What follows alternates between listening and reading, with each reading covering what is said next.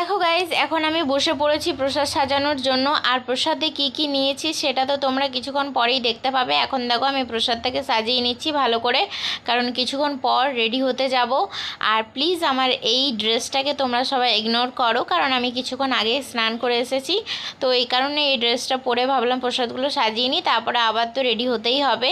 তো দেখো এখানে আমি প্রসাদে না 3 রকমের ফল নিয়েছি। তার মধ্যে তোমরা যেটা আগের ভিডিওতে দেখেছো পেয়ারাটা, সেটাও আমি এখানে দেব, কারণ আমাদের গাছের ফল বলে কথা, মায়ের পুজোতে তো দিতেই হবে।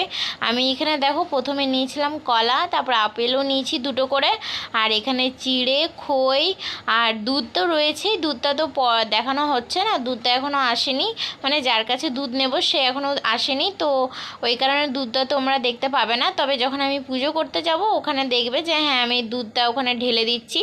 তো যাই হোক, তো দেখো এখানে আমি খইও নিয়ে নিয়েছি, আর চিড়ে, খই আর দুধটা তো খুবই ইম্পর্টেন্ট। তো চলো আমি প্রসাদগুলো সাজাতে সাজাতে তোমাদের সাথে কিছু কথা শেয়ার করি।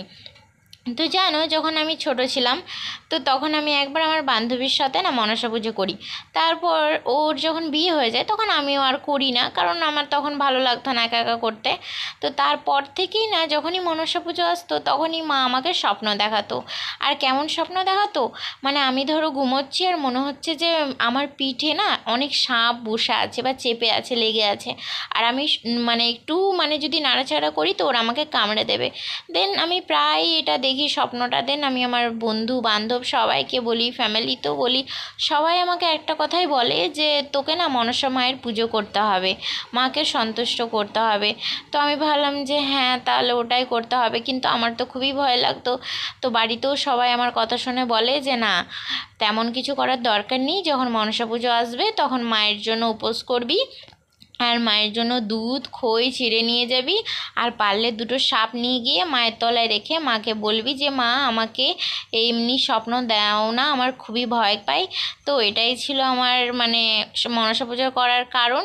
তো যাই হোক, তো তোমাদের কী কারণে তোমরা মনসা পুজো করো প্লিজ আমাকে কমেন্টে জানিও। আর এখন দেখো আমি এখানে না নামটা লিখে নিচ্ছি, আর এটা আমি থালার সাইডে রেখে দেবো, কারণ ওখানে না অনেক থালা থাকে তো বোঝা যায় না, তো গুলিয়ে যায়, এই কারণে নাম লিখে দিতে হয়। তোমরা কে কী এমনি করো আমাকে প্লিজ কমেন্টে জানিও। তো আমার ভিডিওটা ভালো লাগলে প্লিজ লাইক কমেন্ট শেয়ার করে দিও। Tata, love you guys.